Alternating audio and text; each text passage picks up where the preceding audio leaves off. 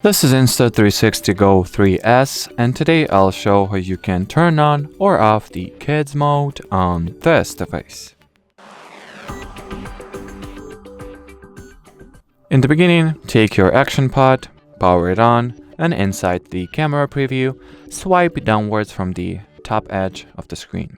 Here look for this shortcut or icon, tap on it, and here you have the kids mode toggle, which you can switch on or off.